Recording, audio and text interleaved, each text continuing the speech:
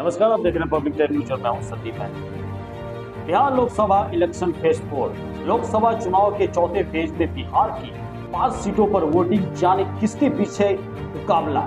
वही इस खबर को मैं आपको विस्तार पूर्वक समझाने का प्रयास करूंगा। लोकसभा चुनाव 2024 के चौथे फेज की वोटिंग 13 मई को होगी और इस चरण में बिहार की 5 सीटों पर वोटिंग होगी। इसमें मुंगेर, बेगूसराय, दरभंगा, समस्तीपुर और उजियारपुर लोकसभा सीटें शामिल हैं। इन सीटों पर कुल 55 उम्मीदवार मैदान में हैं। इसमें से 7 उम्मीदवार निर्दलीय है। बिहार में एनडीए गठबंधन एनडीए अलायंस में बीजेपी, जेडीयू, एचएएम, एलएसपी-आर और आरएलएसपी शामिल है, जबकि इंडिया गठबंधन में इंडिया अलायंस में आरजेडी, कांग्रेस और वीआईपी के अलावा वाम दल भी शामिल है। तो चलिए आपको चौथे फेज की सीटों के बारे में मैं आपको यहाँ पर विस्तार पूर्वक समझाने का प्रयास करता हूँ। तो सबसे पहले हम बात करते हैं मुंगेर लोकसभा सीट। मुंगेर लोकसभा सीट से एनडीए के सहयोगी जेडीयू ने राजीव रंजन सिंह उर्फ ललन सिंह को उम्मीदवार बनाया है। ललन सिंह ने साल 2019 आम चुनाव में जीत दर्ज की थी, जबकि आरजेडी ने इस सीट से बाहुबली अशोक महतो की पत्नी अनिता देवी को मैदान में उतारा है। पिछले चुनाव में ललन सिंह ने बाहुबली अनंत सिंह की पत्नी नीना देवी को हराया था। अब मैं बात करता हूं बेगूसराय लोकसभा सीट की। कभी कांग्रेस का गढ़ रही बेगूसराय लोकसभा सीट पर इंडिया गठबंधन की तरफ से सीपीआई के अवधेश कुमार राय उम्मीदवार है।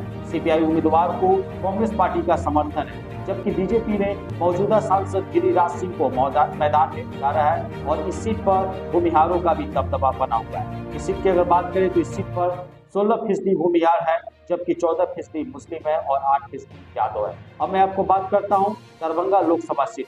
तो दरभंगा लोकसभा सीट पर 15 सालों से बीजेपी का कब्जा है। बीजेपी ने इस बार इस सीट से मौजूदा सांसद गोपाल जी ठाकुर को मैदान में उतारा है, जबकि इंडिया गठबंधन की तरफ से आरजेडी ने ललित कुमार यादव को उम्मीदवार बनवाया है। साल 2019 में आम चुनाव में गोपाल जी ठाकुर ने आरजेडी लीडर अब्दुल बारी सिद्दीकी को बड़े अंतर से हराया हुआ था। मैं बात करता हूं समस्तीपुर लोकसभा सीट की। तो पिछले 10 साल से समस्तीपुर लोकसभा सीट पर लोक जनशक्ति पार्टी यानी कि एलएसपी का कब्जा है और इस बार एलजेपी जो है टूट गई है और एनडीए सहयोगी के तौर पर चिराग पासवान ने साबरी चौधरी को इस सीट से उम्मीदवार बनाया है। साबरी चौधरी मंत्री अशोक चौधरी की बेटी है, जबकि इंडिया गठबंधन की तरफ से कांग्रेस ने सनी हजारी को भी उम्मीदवार बनाया है। सनी हजारी जो है जेडीयू मंत्री महेश्वर हजारी के बेटे हैं। अब मैं बात करता हूँ उजियारपुर लोकसभा सीट की। उजियार लोकसभा सीट से एनडीए की तरफ से बीजेपी ने केंद्रीय राज्य मंत्री नित्यानंद राय को उम्मीदवार बनाया है, जबकि आरजेडी की तरफ से आलोक कुमार मेहता मैदान में। साल 2019 में सीट अस्तित्व में आने के बाद से इस सीट पर एनडीए का कब्जा रहा। पिछले 10 साल से बीजेपी के नित्यानंद राय सांसद है। मैं आपको बताते चलूं, ये थी अब तक की लोकसभा चुनाव से जुड़े हुए महत्वपूर्ण अपडेट। बिहार में लोकसभा फेज 4 का क्या अभी हालात है, तो सभी चीजों के विषय में मैंने अभी आपको बताने का प्रयास किया हुआ है। कि खबरों के लिए आप हमारे चैनल से जुड़े रहें और देखते रहिए पब्लिक टाइम न्यूज। जय हिंद।